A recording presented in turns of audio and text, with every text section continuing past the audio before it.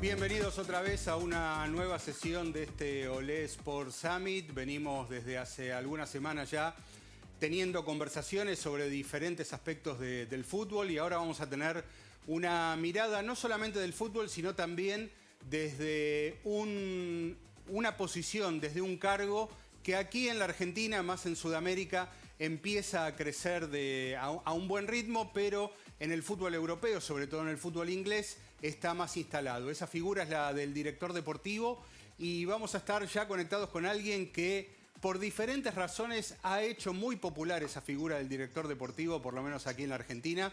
Estamos en este Olé Sport Summit con Víctor Horta, director deportivo del Leeds. Víctor, muchas gracias por estar ahí, gracias por sumarte a estas charlas que estamos teniendo. ¿Cómo va eso? Todo bien, gracias por invitarme y encantado de estar con vosotros. Bueno, muy bien. Víctor, para comenzar, ¿cómo es un día en la oficina? ¿Cómo es un día de trabajo para un director deportivo en un club como el Leeds? Bueno, yo divido el día dependiendo de si voy a la ciudad deportiva o no, pero las 2 primeras horas es normalmente un poco repasar la actualidad del mundo del fútbol, sobre todo en el medio local, pero bueno, un poco también internacional. Imagínate esta mañana un poco siguiendo los partidos internacionales. Luego una revisión de todos los reportes de mis scouts del día anterior. Por ejemplo, ayer estuvimos en 6 partidos en directo y hago un poco una revisión de rendimiento de jugadores, etcétera.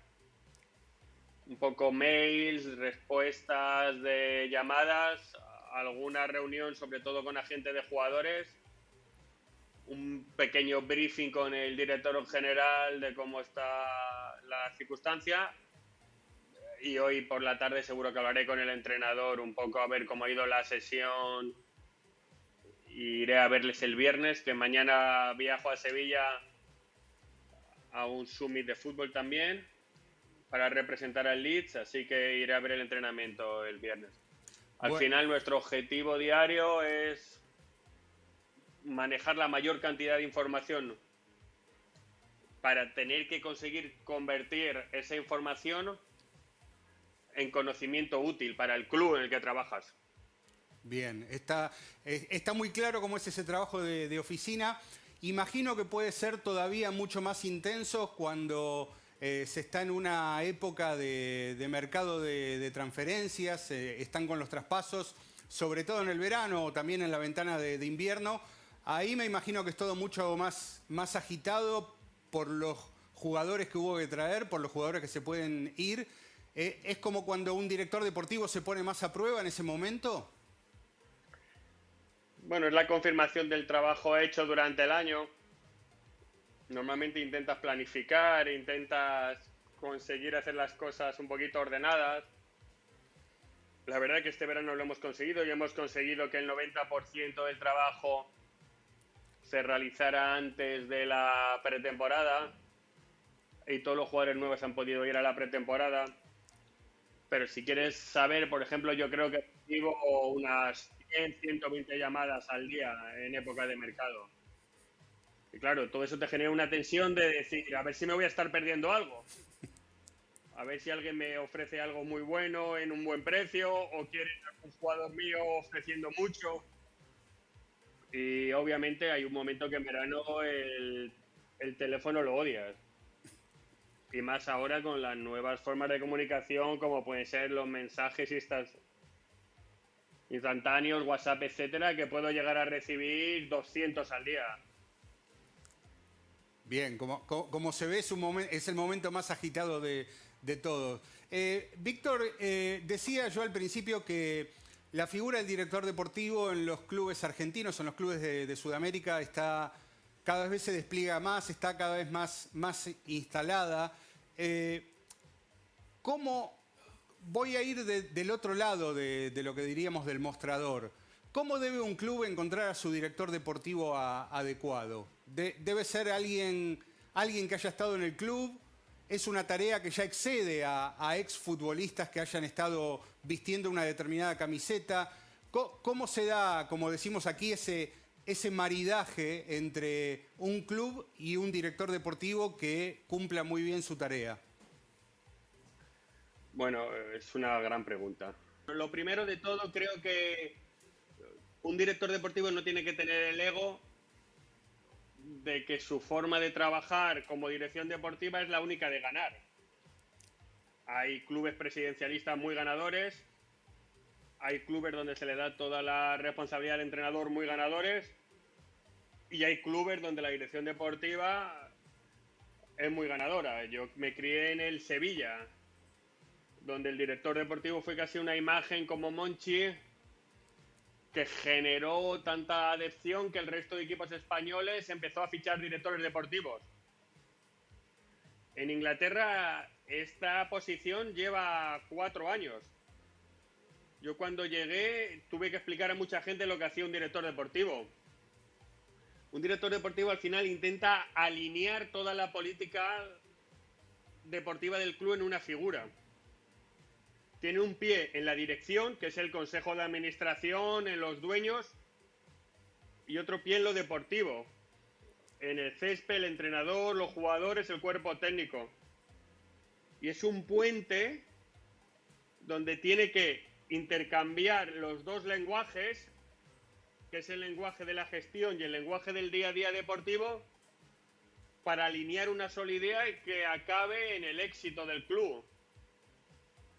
A mí me parece que es una figura indispensable, porque incluso en el éxito, muchas veces la directiva estaba muy alejada del césped y del cuerpo técnico.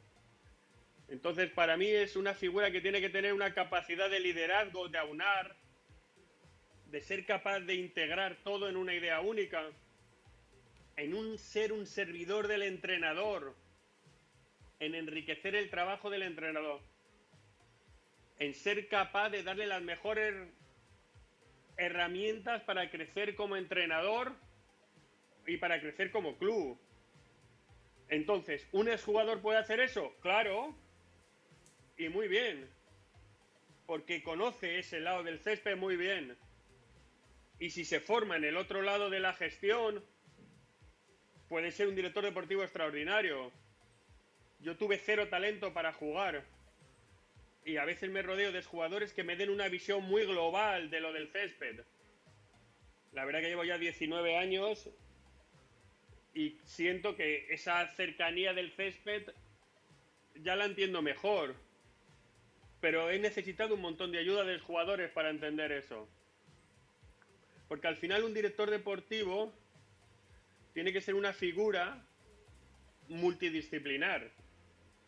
¿Por qué? Porque tiene que tener conocimiento técnico, conocimiento de Big Data, conocimiento de derecho y leyes para contratos, conocimiento de economía para presupuestos, amortizaciones, proyecciones.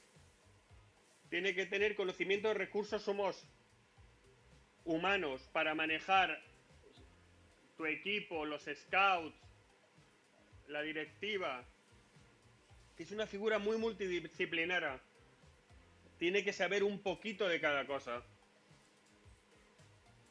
Muy bien, queda muy claro cuál es el despliegue de toda la tarea y todo el potencial que tiene.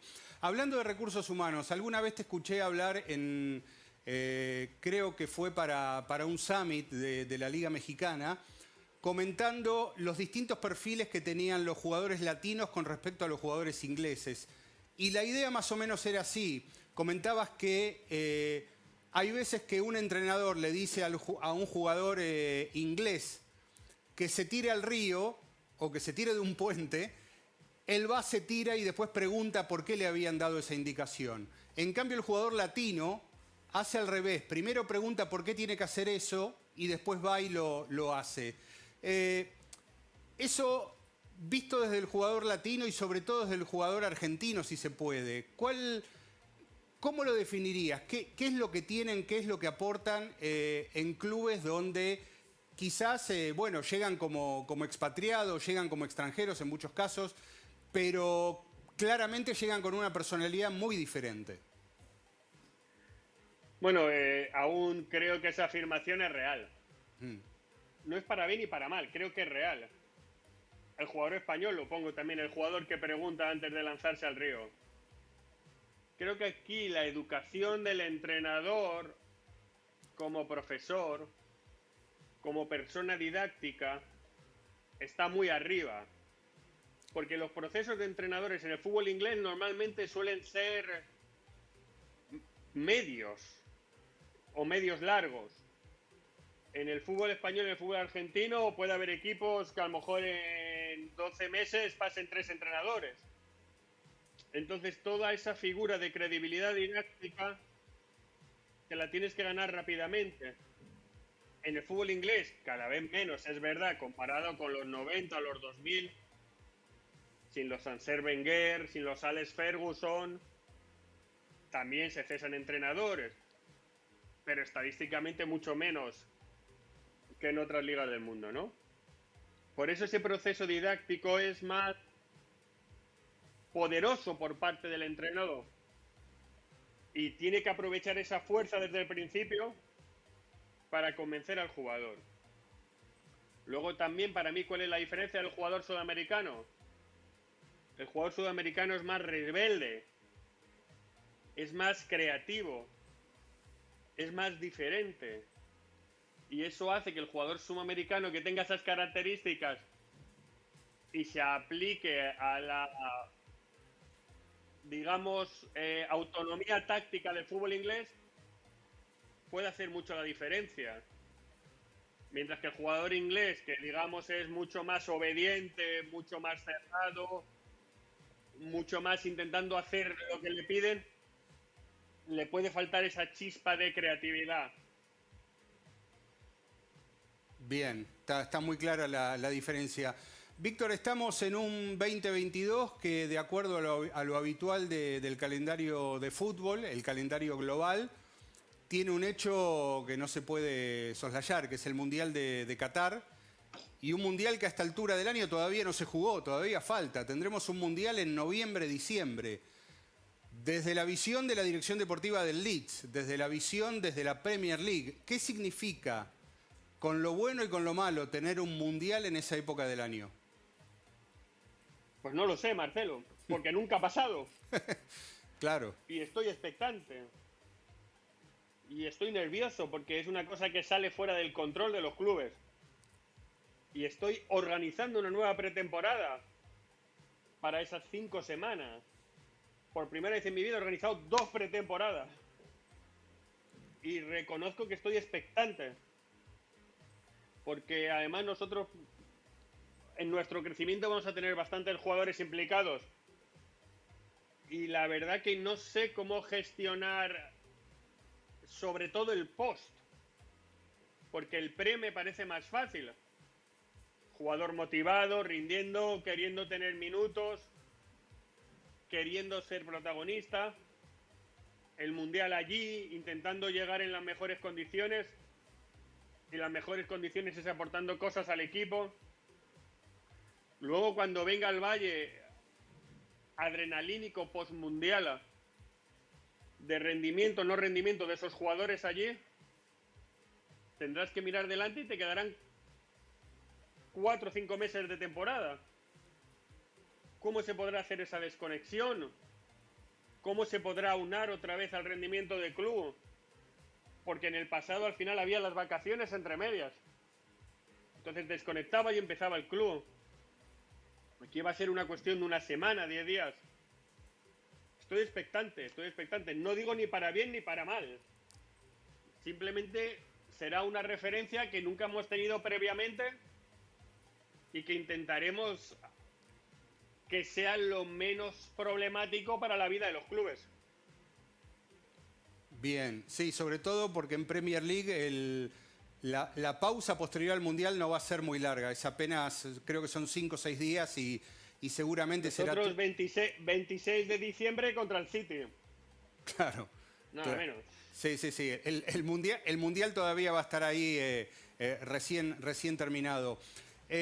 Víctor, yendo a lo que el fútbol ha cambiado en muchos aspectos en los últimos tiempos, y el mundial siempre era un escenario, los mundiales eran un escenario donde se podía observar determinadas cuestiones que tenían que ver con imponer nuevos estilos de juego, innovaciones tácticas. Era el escenario donde un jugador, si realmente era un crack o era un muy buen futbolista, se terminaba de mostrar y de consolidar. ¿Siguen siendo eso los mundiales? ¿Todavía esas cosas tienen valor en los mundiales? Pues desgraciadamente no, Marcelo. Digo desgraciadamente por la pasión que nos producía los hinchas. Yo todavía tengo un hincha dentro. Y yo recuerdo ese 86, viendo a Dinamarca por primera vez en mi vida, al Laudrup, al Jair Larsen. Por no hablar obviamente de Argentina, que quedaría un poquito demagógico, pero también. O ese 90 con Esquilachi. Pero Roger Mila, ¿quién había visto a Roger Mila en su vida antes del Mundial del 90, no? Incluso Estados Unidos 94 fueron apariciones.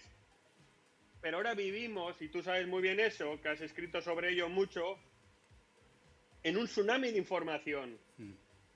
O sea, ahora vas a YouTube y puedes encontrar vídeos de mucha gente gratis. Yo recuerdo coger el cromo, la figurita, imaginarme cómo jugaba Michael Laudrup. Entonces, ahora todo eso ya se perdió. Ahora hago muchas bromas. Ahora van los chicos al Mundial Sub-17 y los conocemos antes de ir al Mundial Sub-17. Porque si no los conociéramos, yo tengo que echar a todos los que tengo aquí. Entonces, realmente, ahora en los mundiales, creo que es más bien intentar manejar cómo rinden los jugadores en la alta presión. Pero no tiene que ver con el descubrimiento. Porque eso se acabó ya. Porque incluso a día de hoy yo puedo ver un partido de Primera C en mi ordenador argentino. Yo creo que puedo ver a Villamitre si me meto ahora mismo en mi ordenador. Y entonces, a partir de ahí, ¿dónde está la sorpresa? Hemos perdido esa esencia. Y la digo como aficionado, ¿eh? No la digo como profesional. Por lo tanto, si todos los jugadores que van al Mundial en mi base de datos no tienen al menos 10 reportes, yo tengo que echar a 5 tíos de aquí. Pero estoy seguro que tienen más de 10 reportes. Bien. Y eso nos hace perder un poco la esencia.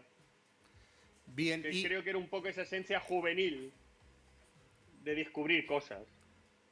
Claro, eso naturalmente estaba siempre en los mundiales cuando no teníamos la posibilidad de ver al instante todas las ligas, incluso las ligas que incluso se pueden denominar semiprofesionales, ¿no?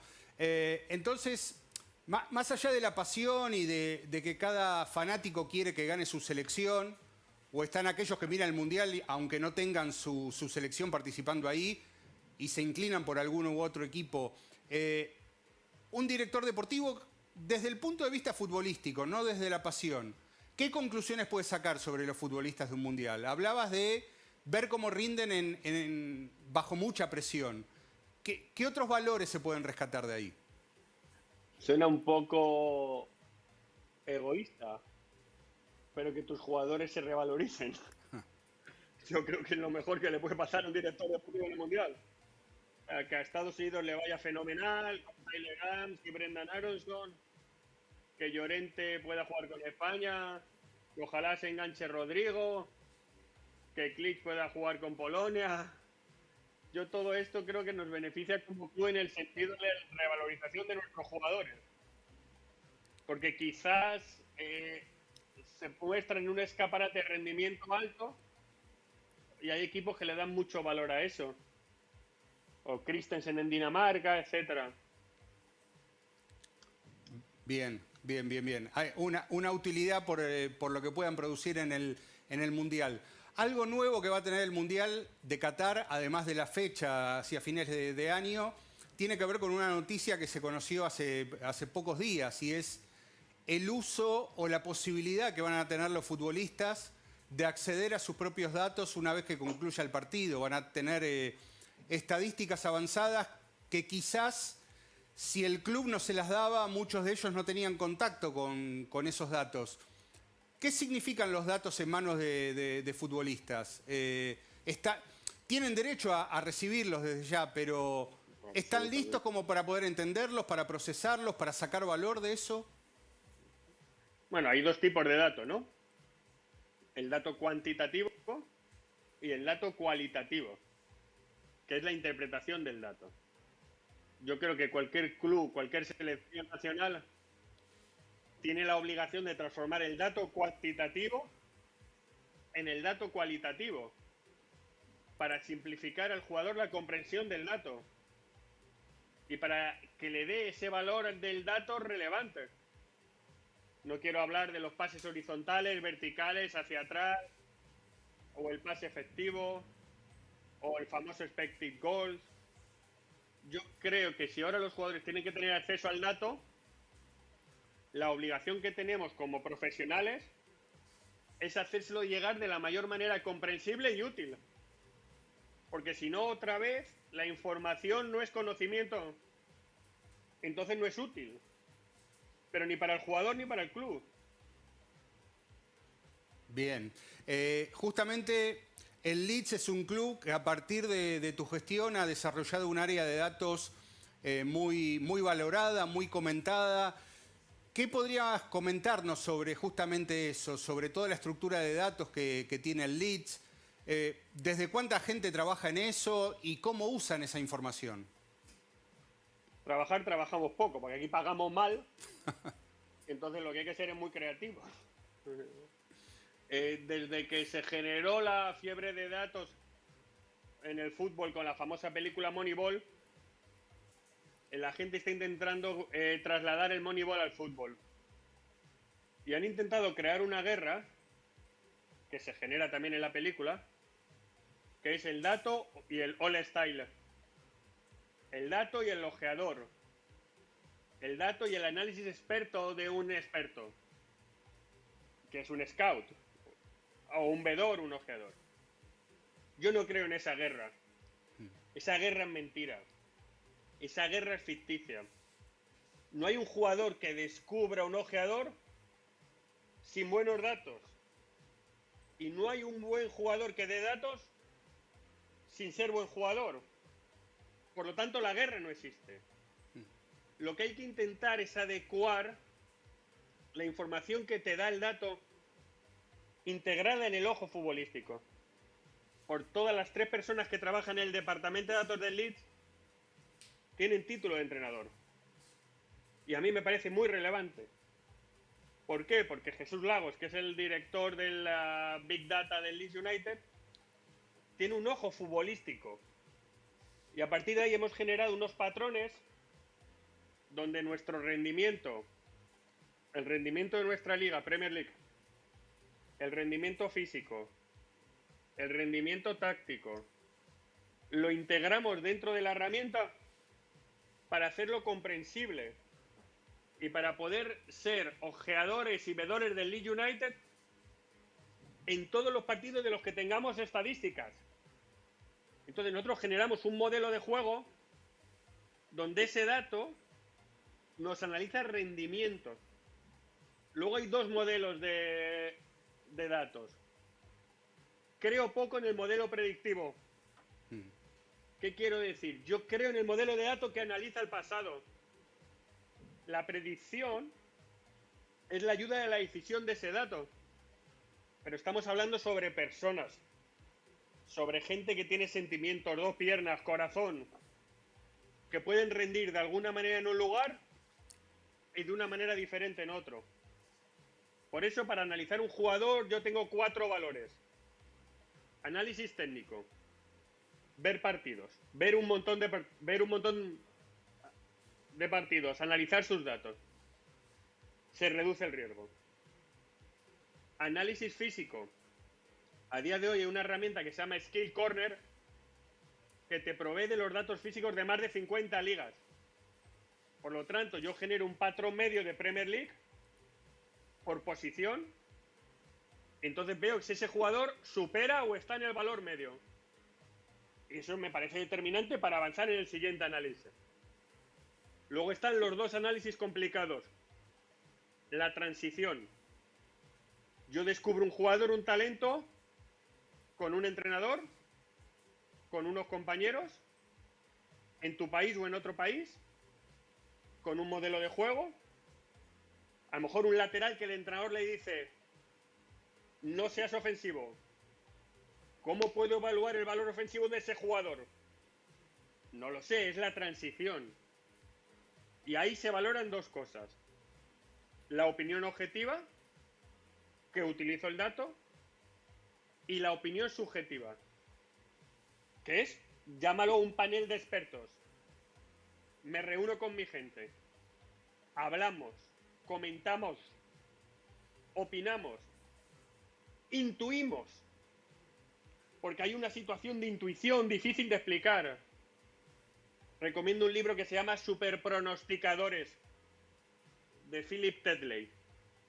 Es un libro donde hay gente que analiza situaciones de bolsa internacional sin tener conocimiento de economía, porque su forma del análisis de datos es muy buena.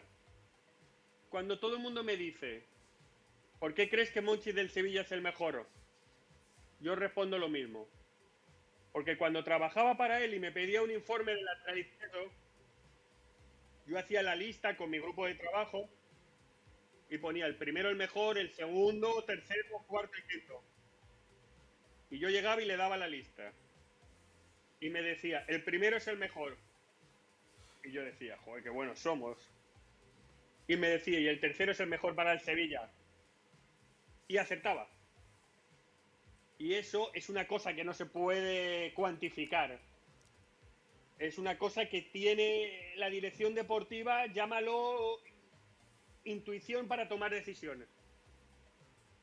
Y no se puede cuantificar. Y la tienes que tener en la toma de decisión. Amparada con datos. Pero también una situación emocional. Donde tú decides al final. Y luego la cuarta, que no se puede controlar y que hay que vivir con ello, es el análisis psicológico. Porque no se puede minimizar el riesgo del análisis psicológico. Porque hablamos de personas que pueden cambiar su futuro en un segundo, para bien o para mal, con su entorno personal, con su forma de tomar decisiones. Por lo tanto, intentar minimificar el riesgo psicológico, que yo lo hago, llamo excompañeros, llamo exentrenadores, te generan una opinión global del jugador, pero ese jugador pudo hacer una cosa en un equipo, problemático en otro, y un auténtico profesional en el tercero. ¿Quién miente? Ninguno. Por lo tanto, el análisis psicológico del jugador tiene que ser una previsión real para el trabajo interno. Cuando firmas al jugador, intentar optimizarle, pero el pasado es una parte que tú tienes que tener la información, pero asumiendo que es el mayor riesgo. Bien, queda muy claro todo el panorama de datos. Hablábamos de personas claramente y tenemos también la certeza que en el fútbol hay momentos felices, pero los momentos felices no duran para siempre, en algún momento se termina. Y tal vez esa puede ser la interpretación de lo que fueron esos grandes años de Marcelo Bielsa como entrenador del Leeds. Ahora que ya pasaron algunos meses de su salida del club, ¿qué podrías contarnos de lo que fue Marcelo Bielsa para el Leeds, para su historia moderna de un club que tiene, bueno, sus décadas, es centenario en cuanto a su existencia, ¿no? Un legado eterno, que no puedo añadir más. El mejor entrenador de la era moderna, al nivel de Don Rivie de la era pasada, cambió la historia del club y es un legado eterno en cada esquina del club. Categorías inferiores, ciudad deportiva, primer equipo, y solo podemos estar agradecidos a todo su trabajo. Tomé una decisión de riesgo. Cuando lo firmé recibí más de 50 mensajes de gente del fútbol diciéndome que estaba yo más loco. yo sabía que era o puerta grande o enfermería. Me la jugué porque creía en la forma de entender su fútbol y en la forma de que podía implantar en todo el club. Y creo que estuve acertado y pude convencer a la junta directiva de la contratación. Y a partir de ahí solo podemos estar agradecidos. El propio presidente ha dicho que va a nombrar la ciudad deportiva con su nombre. A partir de ahí cada homenaje se hará pequeño. Totalmente. Hay una cosa que tiene Bielsa que todos los jugadores, todos los que han trabajado con él, marcan que en el momento de dejar de estar con él, sienten que algo les ha dejado. Hablabas de legado eterno. En alguna palabra, en algún concepto, ¿qué nos podrías contar que dejó Marcelo Bielsa ya una vez afuera de Leeds? Es que es difícil detallar porque es más una concepción global. Nosotros teníamos un modelo de club que estaba aquí abajo, él estaba aquí arriba, y lo que hizo él es acercarnos completamente a su nivel. Y por lo tanto ponernos en el nivel de la élite mundial, que es la Premier League. ¿Qué más añadir a eso? O sea, cuando tú arrastras un club, todo eso hacia arriba. Totalmente. Finalmente, Víctor, estamos hablando con el director deportivo del Leeds, que es un club de la Premier League. La Premier League es la liga más admirada a nivel global ahora. Los niños aquí en la Argentina, las niñas también, son hinchas de un club, pero tienen su corazón con algún club de la Premier. Muchos han abrazado al Leeds a partir de la presencia de Marcelo Bielsa. Es difícil definir esto, pero ¿cómo es la Premier League vista desde adentro? ¿Qué significa estar sumergido en la Premier League como competencia, como plataforma, con todo lo que implica a nivel global? Yo como español, que tengo una visión más objetiva, creo que cada día más la Premier League es la NBA del fútbol. Creo que se está alejando del resto de torneos. Todos los grandes entrenadores quieren entrenar aquí. Obviamente hay una gran resistencia en equipos individuales como Real Madrid, Barcelona, Bayern de Múnich. A ver el despertar de los italianos ahora, Milán, Inter, París Saint-Germain como nueva creación. Pero haciendo la competición global. Creo que la forma de entender el concepto de espectáculo con una solidaridad en la distribución de recursos hace que todos los equipos tengan buenos jugadores. Entonces, que cualquier partido, obviamente el top 6 suele ganar más partidos que el resto, pero hace que cualquier partido sea interesante. Entonces, a nivel espectador, tú te pones a ver un partido y claro que el Leeds United-Chelsea lo normal es que gane el Chelsea. Pero ganamos 3-0 hace un mes. Y no es tan sorpresa, porque en Premier League pasan esas cosas. Y a la vuelta a lo mejor nos comemos 5. Pero creo que el modelo Premier League lo que hace es que al tener todo talento alrededor de todos los equipos, el espectáculo de cada partido, sea el rival que sea, nos hace disfrutar como espectadores y eso hace que la globalidad de espectadores supera el resto de competiciones. O sea, creo que la audiencia de Premier League es igual que la suma de Champions League, Liga Española, Liga Italiana y Liga Alemana. O sea, esta audiencia es igual que estas 4 global. Por algo será. Absolutamente. Víctor Horta, muchísimas gracias por haber participado de este Olé Sport Summit. Siempre es un placer escucharte, siempre es un placer conocer al detalle cómo se trabaja en uno de los clubes más grandes del mundo. Así que nuevamente gracias y bueno, a disposición y hasta cualquier momento. Y gracias a ustedes por estar del otro lado y los invitamos a que sigan conectados con este Olé Sport Summit. Vamos a volver con más charlas, más entrevistas y más detalles de cómo va el fútbol en este momento camino a Qatar 2022. Hasta entonces.